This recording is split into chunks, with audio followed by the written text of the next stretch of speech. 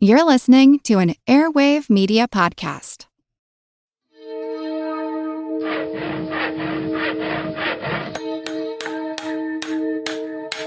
Monster House presents.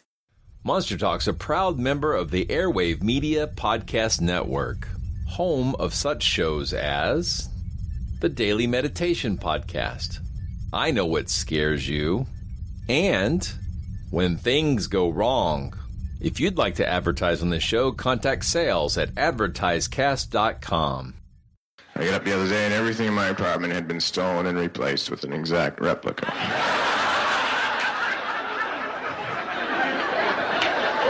I couldn't believe it. I called my friend in and I said, "Come here, look at this stuff. It's all an exact replica. What do you think?" He said, "Do I know you?" You see, what we're talking about here is an organism that imitates other life forms, and it imitates them perfectly. When this thing attacked our dogs, it tried to digest them, absorb them, and in the process shape its own cells to imitate them. This, for instance, that's not dog. It's imitation. We got to it before it had time to finish. It's actually quite unlike anything we've ever seen before. A giant, hairy creature, part ape, part man. In Loch Ness, a 24-mile-long bottomless lake in the Highlands of Scotland. It's a creature known as the Loch Ness Monster.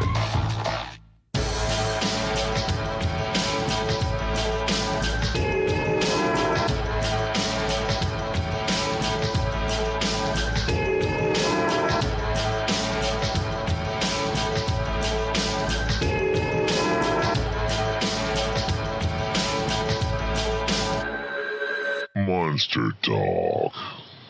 Welcome to Monster Talk, the science show about monsters. I'm Blake Smith. And I'm Karen Stolzno. Hey, we're back again with Dr. Brian Sharpless to talk more about his new book, which is now available everywhere books are sold, Monsters on the Couch, the real psychological disorders behind your favorite movies. And I'm particularly excited because of all the things in the book that I found fascinating. There was one thing in particular I wanted to talk about. It's this chapter called This Is Not My Beautiful House, which is all about monsters that deal with identity. I was drawn to it because I'm fascinated by the Capgras syndrome, which shows up in a lot of neuroscience books, and Brian has lots of things to say about that. And before the credits, you heard a little clip from Stephen Wright, the comedian, and another clip from one of my favorite horror movies, John Carpenter's The Thing. I could have included many more because what we're talking about today is not movies and monsters, but the real psychological conditions that can produce some of the same uncanny moments of horror films, only in the much more consequential domain of the real world. Now, this episode has been issued with an explicit tag, and I'm telling you there's some content warning because we're going to be talking about some fun stuff, some interesting stuff, but some of these stories are about minds gone wrong, which often leads to terrible human tragedy. So if you're in a mind space where you can handle that right now, great. But if you're not, hit our back catalog. We got lots of other less stressful content. Oh, hey, I think I see Brian standing right over there, ready to be interviewed. Brian? Brian?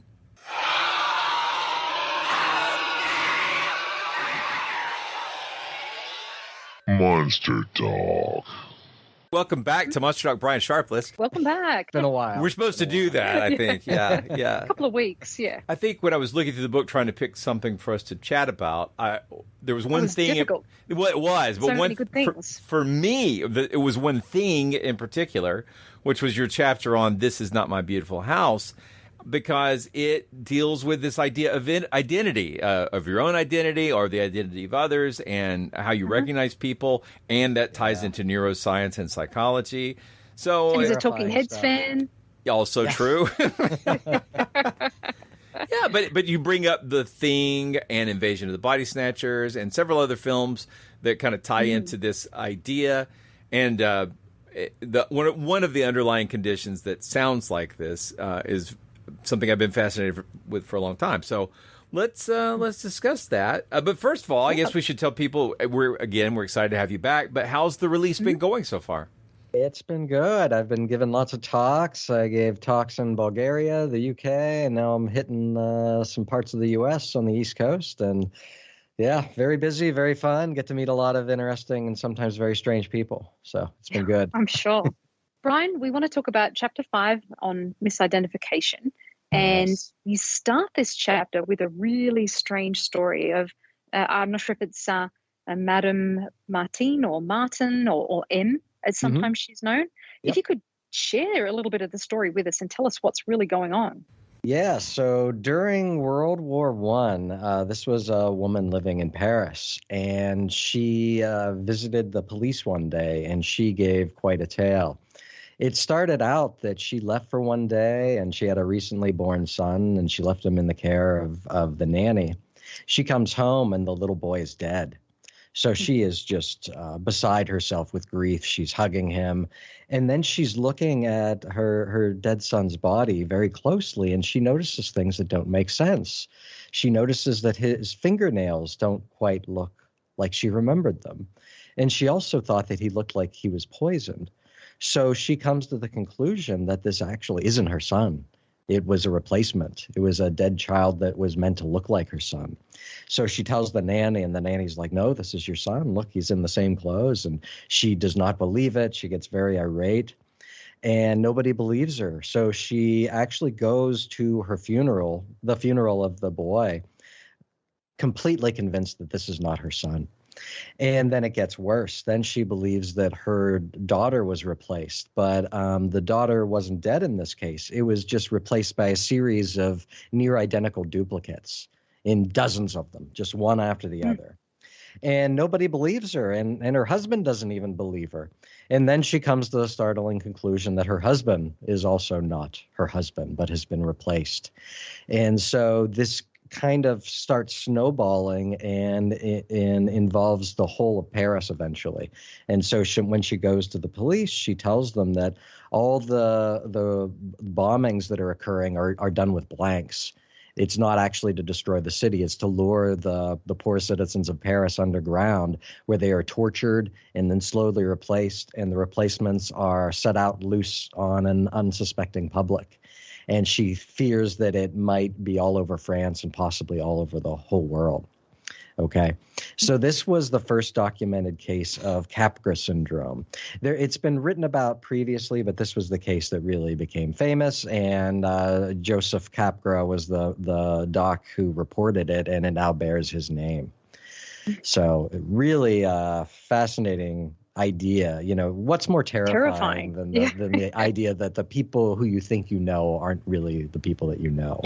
So it does remind me of a joke, though. There was a medical condition joke where a patient and a doctor are consulting, and the doctor says, well, I've got good news and bad news. And he's like, what's the bad news? Give it to me first. He says, well, this is an entirely new condition, so we don't know how to treat it. And he was like, oh, my God, well, what's the good news? Oh, I get to name this condition after myself. What? He's good news, yeah. It does make me think of stories of changelings. Yes. That, a child has been replaced, or people have been replaced, but especially children. Absolutely, yeah, and they usually leave these bigger children in the house. Absolutely. You know, there's a very famous There's a very famous story. I believe it was in Ireland, where there was a man who became convinced his wife was a changeling and ultimately murdered her. And I don't think I've ever heard it mentioned in conjunction with this syndrome, but now that I'm rethinking it, it actually has been linked with that. Okay, well there you go. Because it sure sounds like it. Yeah. There was actually probably the most famous case of Capgras and violence involved this man named Walter Karloftis, who lived on Long Island. And he became convinced that his sister was not his sister, but it was a replacement. And so he subsequently murdered and dismembered his sister, put her body in 2 pieces of luggage and left them on, I believe, on the beach. And he was brought to trial and eventually convicted. But through the entirety of the trial, he's like, that was not my sister.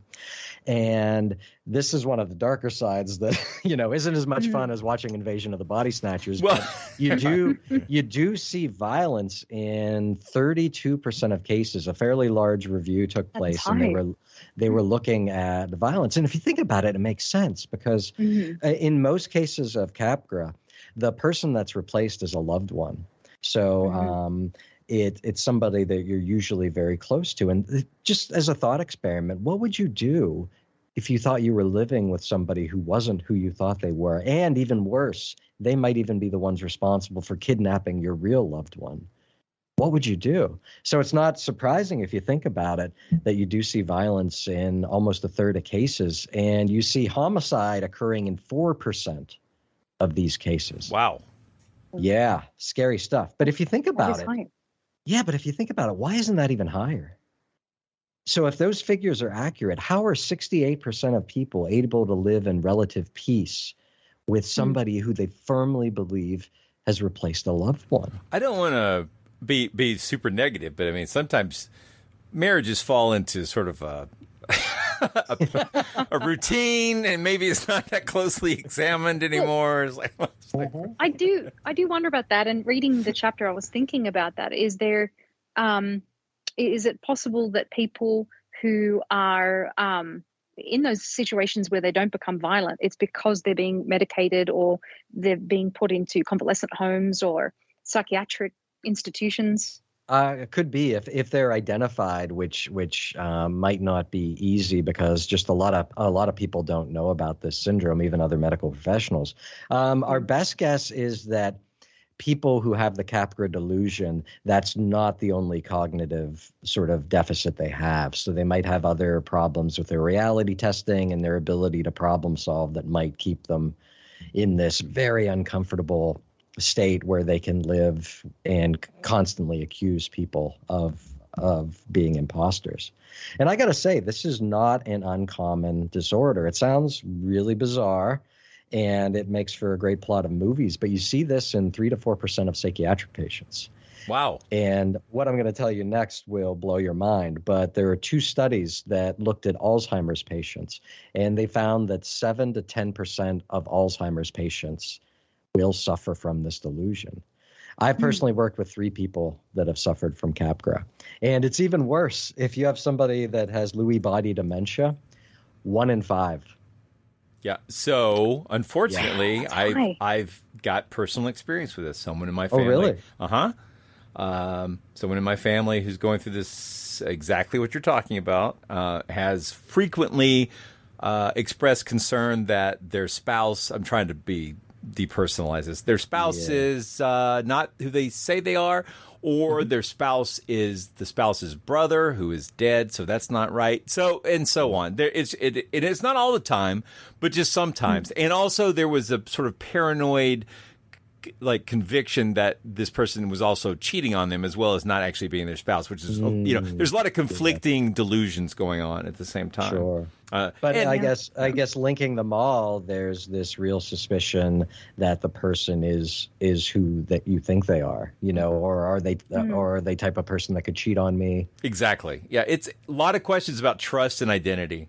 I just wanted to comment to Brian as well, that it just makes me think about better known conditions, or certainly among the general public, that have some similarities with these conditions as well, like schizophrenia or dissociative identity disorder. And I'm thinking Sybil here, and even BPD. So since we're talking about personal stories, someone in my family has recently been diagnosed with that. And you know about that, Ryan. Sure. But I do see a little bit of crossover with just the issues with identity and almost like sometimes a Jekyll and Hyde persona, like the person's in 2 minds or can be. Yeah, well, there's a lot there. Maybe I'll start with the Fragoli delusion and then we'll kind of expand. Okay. Yeah, sound good? Sounds good. Yeah. So there's another condition that has worked its way into, to be honest, some of my absolute favorite horror movies, namely The Thing, starring the inimitable Kurt Russell, who I just can't get enough Kurt Russell, and also It Follows. So this is called the Fragoli delusion, and this is a unique condition because it was named not after the doctor who discovered it, but after an actor. Okay, so back in the late 1800s and early 1900s, there was this actor named Leopoldo Fragoli, and he was famous for being a quick change artist. He could just, within seconds, change wardrobes, and he had an uncanny ability to contort his body such that he could look like a small child or an old woman or a full-grown man, like that. He was a sort of a physical genius. And so, needless to say, he was very famous. So when a couple of neurologists came upon an interesting case, they had Fragoli on their minds, no doubt. So the case goes like this, and it's similar to Capra, but you'll see it has some important differences. So in this case, it was one woman who believed that she was being tormented by two Parisian actresses. Apparently, a lot of misidentification things happen in Paris. So these two actresses would take on the physical appearance of people that she was close to, like her sister, her mother, friends, and then they would torment her. They would also make her do unseemly things. She claimed that they forced her to masturbate and do things like that. So instead of, whereas in Capra you have one person that you recognize as an identical looking replacement, in the Fragoli delusion you actually see one or two separate entities that have multiple appearances and that you can tell the differences, but they look exactly like your sister, your friend, and then they are torturing you. And again, in this case, she was arrested for attacking a stranger in the street who she believed was one of the Parisian actresses. And so if you make this into a horror movie, you have The Thing. So in The Thing, these American researchers in the Arctic come upon an alien that was frozen underground for 100,000 years. It first mimics a husky, and then it morphs into multiple huskies, and then it starts replacing the people. And so it looks identically like Wilford Brimley, the Quaker Oats guy who's in the movie as well. And people are left wondering, well, who is the Thing? Because again, it's identical, and it's the same alien consciousness that keeps shifting its appearances. And so it creates you talked about paranoia. It creates a sense of paranoia that is really effective in horror movies. Watch Clark and watch him close. Do you hear me? So now if you take that basic plot of The Thing and you make it into a sexually transmitted disease, you have the basic plot of It Follows, which is a brilliant film that came out in 2014. And here it follows this young college student, I think she's 19, named Jay. And so she's on her third or fourth date with a guy, and they have sex for the first time. And then as she's relaxing, feeling very calm and loved, he chloroforms her. And then she wakes up in a wheelchair, tied to a wheelchair, and he's saying really crazy things to her. He says to her, I passed this thing to you in the car back there, and now you're going to have a bunch of people that follow you, and they're going to look different. They're going to look different every time, but it's the same thing. And it sometimes will look like people you care about, just to make it hurt even worse. So the best thing you can do is just sleep with someone immediately, pass it along to them, because otherwise, if it kills you, then it's going to come back and then kill me and then go back the chain. It could look like someone you know, or it could be a stranger in a crowd. Whatever helps it get close to you. So she doesn't believe him, of course. She thinks he's completely unhinged. Who would believe him? But then she starts being stalked by these entities that only she can see. And just like The Thing, and just like in the Fragoli delusion, it's the same entity that appears as many different faces and bodies. So again, a really effective horror movie premise, and a really, really good movie. I've got a question about that. Do you think, Brian, that scriptwriters are inspired by these conditions, or do you think they haven't heard of them and they're just using their imaginations? Yeah, it's a great question. I tried to contact her, the writer of It Follows, but he never got back to me. Oh. My guess would be, People like John Carpenter and really good filmmakers. I think they have the ability to tap into things. I think John Carpenter's a brilliant guy. I don't think he was reading dusty old psychiatry journals. Remember he was reading the John W. Campbell. Who Goes There, which is now, and I don't know if John W. Campbell would have known, but he was obviously pretty widely read.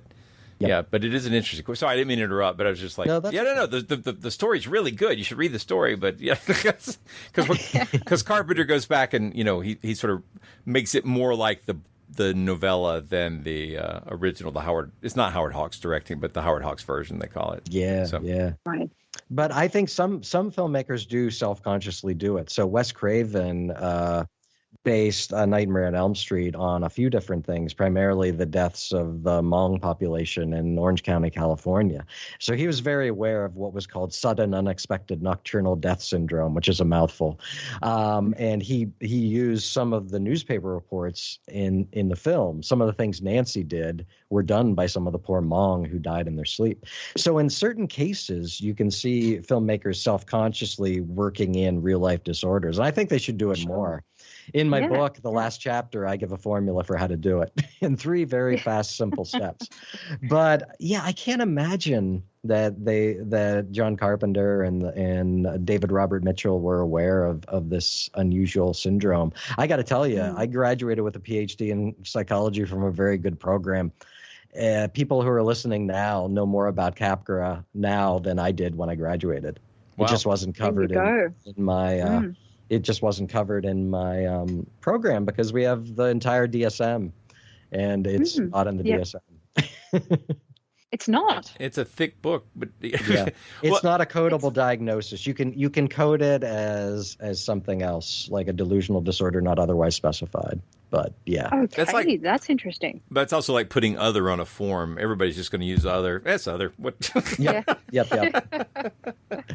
Well, what is there any working model for why Frigoli or Capgras happen? So for Capgras, the earliest theories were formulated by some of Freud's followers. So they based it on the idea of splitting, which is a concept that you see in personality disorders. Karen mentioned that. So people with borderline personality disorder, they engage in a lot of splitting in one way where they can't see a person as gray. They vacillate between seeing them sort of as all good or all bad. It's very hard to see the nuanced gray in between. I'm very familiar with this, unfortunately. Yeah, and it can be very confusing, not only for the person who's on the receiving end of the splitting, but for the person who's actually doing the splitting. And then there's another a sort of related concept where this is sort of how it would go. So in every relationship that you have, and of course, don't think about your own lives here.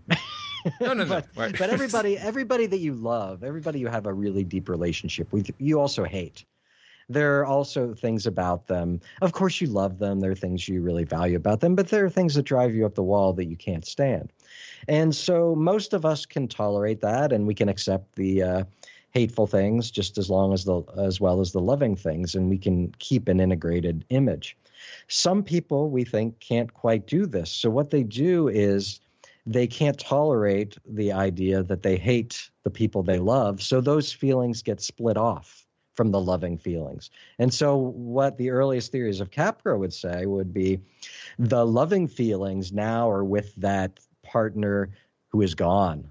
So the one they're pining for that has been replaced, that is the repository of the loving feelings. And all those nasty, hateful things get put on the replacement. So it's really a psychic compromise so that you can maintain some positive thoughts about your loved one while also accepting the negative thoughts. So it's an interesting theory. There's not a lot of data on it, but it does sort of tap into one of the peculiarities of Capgras, which is the people that are being replaced aren't the milkman or your favorite server. They're usually a first degree relative. It's a parent or a spouse in most of the cases. So these are people who have complicated and very rich feelings and connections with. So there are more modern theories apply what's called a two-hit theory to Capgras. And so the first hit is you have an unusual perception or a thought. So, we've all had small experiences of depersonalization, for instance. So if you're one day, washing your hands in the bathroom and you look at yourself in the mirror, you recognize that's yourself, but something feels off. You might almost feel unreal for a second. Have you ever had one of those strange feelings? Only in the morning. Oh, yeah. Only in the morning? Yeah. Yeah, They're really not uncommon, especially when people are having panic attacks. They can really feel that they or the environment are unreal. So that's a normal experience, and most of us dismiss it pretty easily. Just like I occasionally dismiss the thought that I might be unconventionally handsome. It quickly goes out the window. And so again, for me, only in the morning. It just exactly. So that's the first hit. You get this unusual perception or thought. But you need the second hit to make the thought not go away and, in fact, become possible and even worse, plausible or even fully certain. And so that's where other conditions come into play. So you mentioned the psychotic disorders. So people that have psychotic disorders can also have Capgras syndromes. You can see this in very severe forms of depression that have psychotic features, but you can see it in seizure disorders, like I said, dementias. There are cases of people that have advanced HIV and AIDS developing Capgras syndromes because it affects their cognitive functioning so much. And in terms of brain stuff, people that have lesions in particular parts of the right hemisphere, which is associated with identity and sometimes perceiving oneself and other people.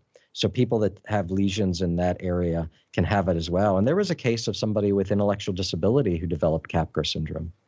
So there are a number of second hits that might make it hard to get rid of that first unusual thought. And again, make it feel certain, because this is a delusion. By definition, a delusion is a fixed thought that is not responsive to counter evidence. Yeah, exactly. Right. Yeah, it's very similar to a conspiracy theory, which again ties in nicely into the movies. Because a lot of people that will have the very rigid fixed conspiracy theories, it can reach the level of delusion. Well, you talk about this a bit in the chapter, but when and I didn't answer it because it's not exactly the same thing which you were asking about, but one of my fears, an irrational fear that has been with me since I was a child, is the fear that I would go in front of a mirror and that my reflection would do something different than me. Sometimes as little as wink or smile at me sinister, just, and it's just like, that's all it takes to set me up. And I can't look in the mirror as I brush my teeth. And even now, I'm a rational human being and I know better, but late at night, it's like, I'm just going to look at the sink, Yeah, well mirrors are worked up into so much mythology if you think about it. I mean, the mirror vampire connection seems to be a Hollywood creation, but I mean, if you look at people, people of the Jewish faith, what they cover up mirrors after people die. It's a Bulgarian tradition as well. And I mean, John Carpenter, speaking of the man, the myth, if you watch Prince of Darkness, mirrors played very heavily in that, and mirrors were a portal to hell. So, and then there's a different variation of the things we've been talking about called mirrored self-misidentification. And this is very similar to what your fear was if you actually didn't just fear it, but experienced it. Yes. So if you were looking at the mirror, you would not recognize your reflection. You would say, that looks like Blake, but it's an autonomous entity that looks like Blake. And it might not like you. That's always the fear, that it's not just that it's not me, it's that it's not me and it's got a bad intent. Exactly. It might not just be winking at you. It might be flipping you off. Yeah. It hates me reflexively. And what's really strange with people that have this, you can show them a photograph of themselves and they will clearly recognize, hey, that's Blake. But when they're in front of a mirror, and a mirror specifically, that's when they have this misidentification. It's so fascinating. Yeah, Brian, this is a perfect lead in to talk about doppelgangers. And we love doppelgangers. We haven't done a show on them yet. We really need to. But you mentioned the story of Catherine the Great in your book. Could you tell us that tale?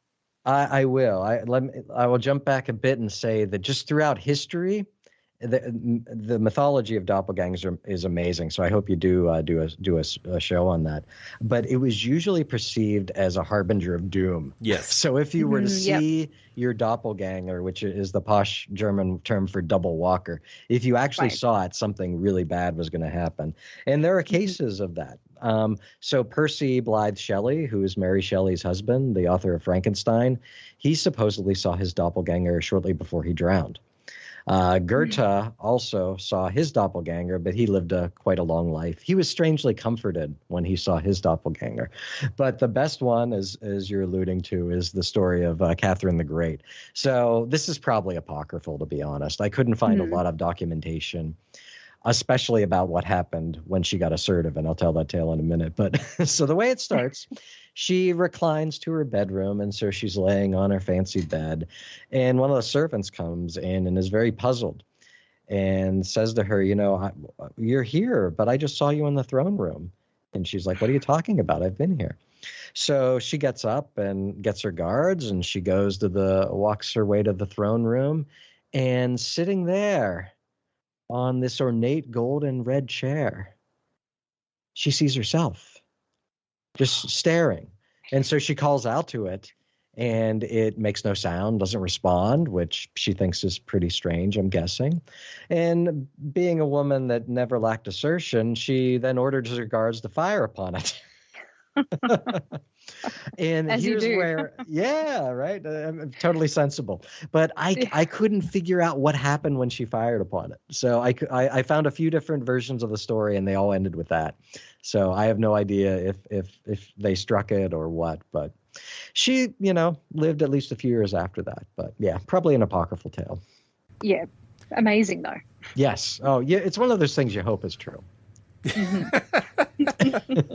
It's like, absolutely. Skepticism can rob the fun out of life. Well, sometimes. you could be skeptical, but if I actually have run into a doppelganger of myself, which was not a supernatural thing so far as I know, but it was so stunning because it wasn't like someone looked kind of like me, which I experience frequently. Like when I go to Dragon Con, there's 30 or 40 of me walking around. But I mean, someone who looks so much like me that both me and my wife were startled by it. And we were across a busy restaurant. And so I think I even had a shirt very similar to what I was wearing. And I went after him trying to catch him. And he was with his family, and just it was like a movie. People kept stepping in front of me and like rolling trays out or coming in. And it was like, I couldn't get I finally got a really terrible photo of him from way off. And this was probably 2013, 2012. So the phones weren't that great anyway. It was really disappointing. I really just wanted to meet him.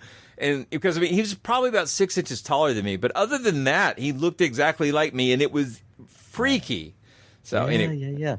You will hear kind of experiences similar to this if you read twin studies. So in Minnesota and in Norway, they have these huge databases where they've brought in identical and fraternal twins for decades. Identical twins that were reared apart, when they do run upon each other, they do describe it as being sort of uncanny and this very strange experience, sort of similar to what you were saying, where you were just struck by it and you felt compelled to get closer in spite of you're in a crowded restaurant, you're getting all these weird things happening. They will have an experience sort of similar to what you said, and it would be so bizarre. Maybe, I'm an only child. Maybe. So. There's a theory. A weird story like this was on NPR recently, where it was a pair of identical twins and another pair had one baby swapped. So the parents were each of them was raising the other and their own child. They met, the doubles met when like one went into a bakery, and someone began to joke with them about why weren't they somewhere else. And like finally they met and realized. Then the brothers met. It's a really crazy story, but I remember them talking about this. Well, you're joking. This can't be real. How could this be? It's just super mysterious. How could I see myself outside? Yeah. It's an out of body experience. Is that really what my butt looks like? These are great questions. Very strange. Well, we should start to wrap things up. But I want to ask you, Brian, if there's any good news to this. Can these conditions be treated and how? Yes. Well, the good news is sort of the bad news, because it's so common that there have been, fortunately, lots of opportunities to, treat folks with this condition. So the main approach is really to treat what you think is driving the delusion. So if they also have schizophrenia, you would put them on an antipsychotic like Risperdal. If they're, suffering from depression, throw them on citalopram, which is a very effective drug, which in small doses is very useful for the folks that have the dementia versions. People with dementia are exquisitely sensitive to medication side effects, so you have to be really careful with them. But citalopram seems to be well tolerated in people with Capgras, from what the research studies say. A last course of treatment is pretty effective, electroconvulsive therapy. So, which I think we might have talked about in the last time I was here, but it looks really scary, especially on One Flew Over the Cuckoo's Nest. But it's far more sophisticated than it used to be, and for people that have treatment refractory depression or psychotic depression, other things aren't working, this can be a godsend. Really, for them. My grandmother lived to be 100 and probably would not have had she not had that. So, yeah. Some people used it pretty haphazardly, kind of like how they were using transorbital lobotomies. I was thinking exactly of that. Yes. It's like, this has an effect. It has an effect. It does. Yep. It does, and oftentimes really a scary bad one. But the problem with every field, and medicine is no different, is that once something new is created, they start applying it to everything, and sometimes in cases that's not really appropriate for. Yep. Oh, yep. Yeah, but there are treatment options. Sadly, for my specific field, traditional psychotherapy doesn't seem to be terribly effective, because, as with every delusion, you can't really argue somebody out of a delusion. You can really set the stage for them to sort of argue themselves out of it. But there is a type of psychotherapy called supportive psychotherapy, which has different goals than traditional types of approaches, and it might actually make it potentially more effective, the other treatments more effective and more easy to kick in. And for the people that are living with it, I think therapy for them could be useful as well, because could you imagine how hard it would be to live with somebody who you have to take care of for their basic needs, and yet they think you are a phony and you're keeping their real loved one away from them. It'd be horrifying. So we've had you here discussing your book. We're super excited about it. There'll be links in the show notes. So our wrap-up question for you, because you're a repeat guest, you already told us your favorite monster. What are you doing for Halloween? Anything special? You got any favorite movies you're going to watch? What are you doing for Halloween? I am giving a talk on the book in D.C. so more work. Perfect. A working holiday. A working holiday. But I actually have a few relatives coming. And my mother is actually coming. She's never seen me give a public lecture before, so don't forget that we'll see the content warning before you start. What? Yeah, right. So we'll see her reaction when I start getting into the ins and outs of cannibals. It's like, that can't be my son. That's right. Show off Capgras. All right. Well, good luck with that. With a foul mouth to begin. This explains everything. Thank you again. Thank you again for joining us to talk about Brian. this fascinating thanks stuff. for having me. Always a pleasure. We'll have to have you back on again. There's always something to talk about with you. All right. Monster Talk. You've been listening to Monster Talk, the science show about monsters. I'm Blake Smith. And I'm Karen Stolzno. You just heard an interview with friend of the show, psychologist and author Brian Sharpless, discussing yet another fascinating chapter from his book, Monsters on the Couch. A link to his book is in the show notes, so check it out. We hope you've enjoyed this episode of Monster Talk. Each episode, we strive to bring you the very best in monster-related content with a focus on bringing scientific skepticism into the conversation. If you enjoy Monster Talk, we now have a variety of ways to support the show, all with convenient links at monstertalk.org/support. That's monstertalk.org/support. We have links there to our Patreon page as well as a donation button. Another great way to support the show is to buy books from our Amazon Monster Talk wish list, which directly helps us with our research. We love used books very much, so don't feel compelled to buy new ones, and we love Kindle so we can share our digital libraries with each other. And finally, without spending any money at all, you can support us by leaving a positive review at iTunes or wherever you get your podcasts. Positive reviews help keep us visible in iTunes, which is a great way to help us find new listeners. And please share our show on your favorite social media platforms. Stay tuned, because next week we'll be getting to some classic Monster Talk, combining monsters, the media, biology, hoaxes, exaggerations, and so much more. Oh, and a lot of pig jokes, because we're finally going to tackle Hogzilla. Monster Talk's theme music is by Peach Stealing Monkeys. Thanks so much for making our little show a part of your big lives.